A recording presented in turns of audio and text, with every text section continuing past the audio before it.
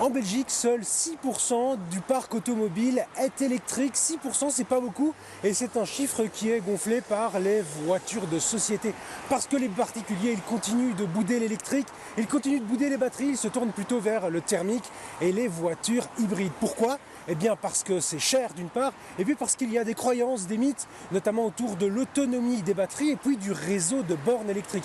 Alors comment valoriser l'électrique pour les particuliers ? Eh bien, peut-être en passant par l'occasion. On va le voir, à partir de 2026, il y a une nouvelle initiative qui va se développer pour justement favoriser l'électrique d'occasion.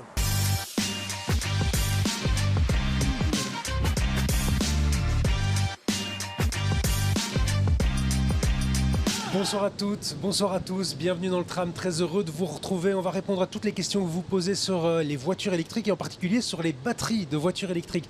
Philippe Van Geel, bonsoir, vous êtes directeur d'EV Belgium. C'est la Fédération pour la mobilité zéro émission. Ça rassemble qui ? Dans nos membres, c'est tous les acteurs dans la mobilité verte, la mobilité électrique. On a des opérateurs pour les bornes de recharge. On a le logiciel qui est derrière les opérateurs, mais aussi le côté de voiture, mais aussi les producteurs des bornes de recharge. Aujourd'hui, 2025, quelle est la part de véhicules électriques dans le parc automobile belge ?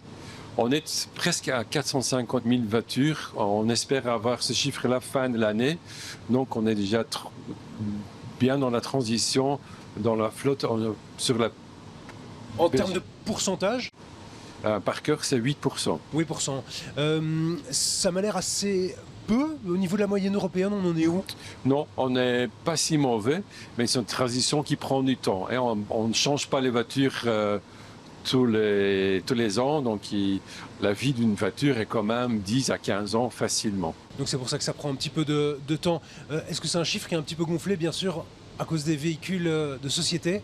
Oui, bien sûr. Et le plus grand... 80% des véhicules électriques étaient possédés par des gens qui ont une voiture de société. Même un petit peu plus. Hein. Ouais. On est presque à 90%. Seulement 11% des particuliers achètent une voiture électrique neuve. Quels sont les freins alors ? Pourquoi les particuliers achètent si peu des voitures électriques ? C'est une bonne question. C'est pour nous toujours la perception. Et on a démarré la voiture électrique avec peu d'autonomie. On a posé question de durée de vie de la batterie, etc., etc. Le manque de bornes de recharge. Mais ça sent la perception d'ici 4-5 ans, facilement même, peut-être un peu plus. Aujourd'hui, on a assez de bornes de recharge sur le domaine. On a plus de 100 000 bornes en Belgique. On a une durée de vie de batterie qui est largement suffisante. On parle des garanties de plus qu'1 million de kilomètres. Donc, il n'y a pas de raison pour ne pas choisir une voiture électrique aujourd'hui. Il y a le prix aussi, et surtout, des voitures électriques. Ça reste plus cher quand même, vraiment plus cher que les voitures thermiques. Non ? C'est aussi une perception qui est pertinente, mais les prix ont vraiment baissé. Et on voit déjà une parité de prix avec les véhicules hybrides. Et parfois, on a fait encore le choix, je vais choisir un plug-in hybride. Les plug-in hybrides, souvent, sont un peu plus chers que les véhicules électriques. Ouais, mais si je compare un petit peu, j'ai fait mon étude de marché ce matin, j'ai regardé pour citer des marques, je voyais la Dacia Spring, c'est l'une des voitures les moins chères, on est à 15 000 € quand même. Oui. C'est quand même, pour une toute petite voiture électrique, c'est quand même un sacré budget. C'est un certain budget, ouais. Mais un budget neuf, le prix de véhicules... Au niveau thermique, c'est quand même un peu moins cher. Non, parce que le prix de voitures thermiques ont augmenté les dernières années. Et donc, si je prends la meilleure voiture vendue l'année passée, c'était BMW X1, si on parle des marques. Voilà, le prix catalogue, plug-in hybride ou en version pure électrique est seulement 600 €. Quid des tentatives européennes de voitures électriques ? On en est où ? Je sais que Renault, pour encore citer une marque, ils capitalisent un petit peu sur le vintage. Ils ont sorti là une nouvelle Twingo. Ces tentatives européennes de voitures électriques, ça marche ? C'est fait en Europe ? Ça se passe comment tout ça ? C'est un grand mélange. On a bien sûr le marché européen qui fonctionne bien. Comme on a déjà... Le top 5 en Belgique, ça reste quand même des marques européennes. Bien sûr, il y a aussi des autres marques asiatiques qui font partie du marché.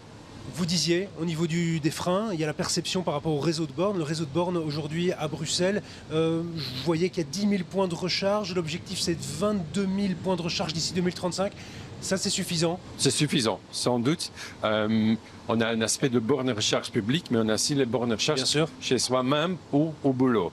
Et la plus grande partie des gens aujourd'hui chargent chez eux au domicile ou chez l'employeur. Il y a l'enjeu de la puissance des réseaux, on en a beaucoup parlé. Les réseaux sont-ils suffisamment dimensionnés pour pouvoir accueillir le parc automobile dans les prochaines années? Ça, maintenant, on est rassuré sur ces questions-là? Au contraire, parce que nous, on peut aider la transition énergétique.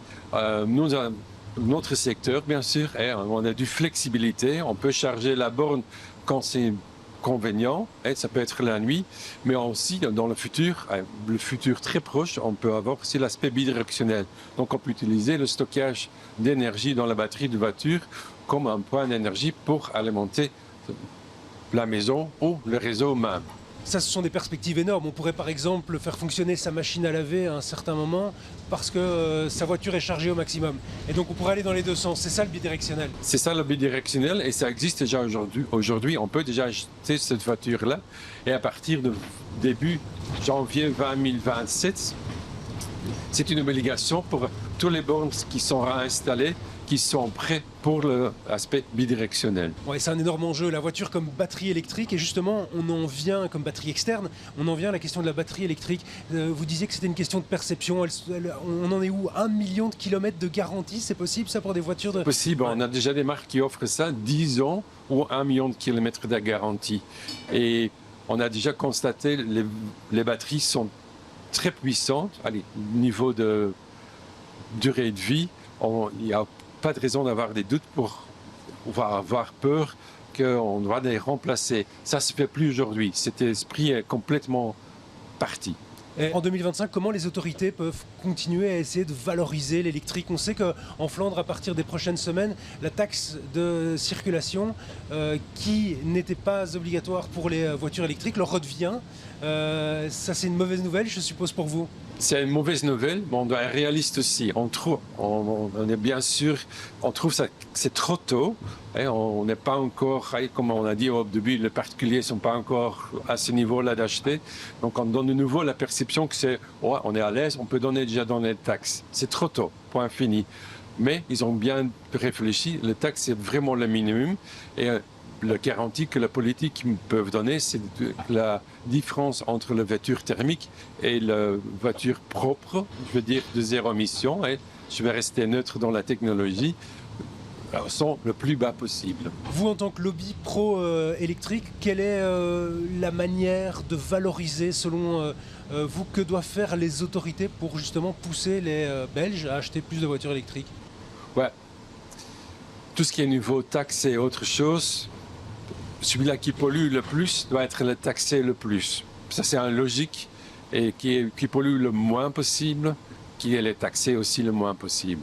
Merci Philippe Wengel pour ces explications. Dans les prochaines secondes, on va parler un petit peu justement de la durée de vie des batteries et de nouvelles initiatives qui se mettent en œuvre pour favoriser le marché de l'occasion. Où en est le marché électrique de l'occasion? On en parle avec vous, Michel Pellman. Vous êtes le CEO de Carpass. Rappelez-nous un petit peu, c'est quoi Carpass? Carpass, c'est la SBL qui a été créée initialement pour lutter contre la fraude kilométrique dans le commerce des voitures d'occasion. Mais petit à petit, la mission de Carpass a évolué pour justement, je dirais, fournir des informations transparentes sur la voiture d'occasion et pour permettre à l'acheteur d'une voiture d'occasion de faire le bon choix et d'être bien informé. J'avais le chiffre de 3%. 3% des voitures d'occasion sont des voitures électriques, c'est ça? Je crois que maintenant on évolue plutôt vers les 4%, mais ça reste évidemment une part de marché très limitée. Ça n'intéresse pas les gens? On constate évidemment que le marché de l'occasion, c'est essentiellement un marché de personnes privées, contrairement au marché du neuf qui est quand même dominé par les flottes. Et donc, oui, il faut de constater que les personnes privées sont quand même encore un peu frileux pour acheter une voiture d'occasion électrique. Ça manque de vendeurs ou d'acheteurs ou des deux même? Je crois que ça manque surtout d'acheteurs, puisque les voitures de société qui sortent des flottes et qui sont à fin de contrat, bon là, évidemment, ils commencent vraiment à dévaler sur le marché de l'occasion. Mais on doit constater qu'en effet, les voitures restent en stock, que les valeurs résiduelles de ces voitures diminuent, justement parce que l'offre et la demande ne sont pas en équilibre. Et justement, c'est le moment de faire des affaires alors? Oui, si vous voulez en acheter acheter une voiture électrique d'occasion, vous pouvez faire des bonnes affaires, ça c'est certain. En 2026, il y a une nouveauté, c'est que l'état de la batterie sera mis dans le CarPass. Expliquez-nous un petit peu. C'est exact. Donc, ce n'est pas encore une obligation légale puisque ça nécessite une modification de la loi. Mais le ministre pour la protection des consommateurs, Beenders, a annoncé qu'il supportait une initiative, je dirais une période d'essai chez CarPass où on permettrait aux vendeurs d'une voiture d'occasion à nous communiquer l'état de santé de la batterie de manière volontaire. C'est pas obligatoire. Ce n'est pas encore obligatoire. Ouais, donc ça veut dire que si un vendeur est un petit peu frauduleux et qu'il souhaite vendre une voiture, il peut le faire. Justement, puisqu'il n'y a pas encore de base légale, on n'a pas d'autre choix. Mais je crois que tout vendeur qui veut réellement vendre une voiture électrique, sachant aussi qu'en général l'état de santé de ces batteries sont encore très bonnes, s'il veut vraiment donner confiance à l'acheteur et je dirais promouvoir ses ventes, je crois qu'automatiquement il a tout intérêt à nous renseigner l'état de santé il y a une de demande ces batteries. de la part des vendeurs. Il y a une demande des vendeurs, certainement, oui. Ça va booster les ventes? Ce ne sera pas une remède miracle, hein, puisque comme on l'a déjà dit, Philippe Finguet l'a déjà dit, il y a d'autres obstacles dans la tête des vendeurs qui sont parfois subjectifs, parfois objectifs. Hein, mais évidemment, c'est un élément. On sait que les gens, notamment de leur smartphone, savent que la batterie se dégrade très vite. Et donc, à ce niveau-là, il y a un doute.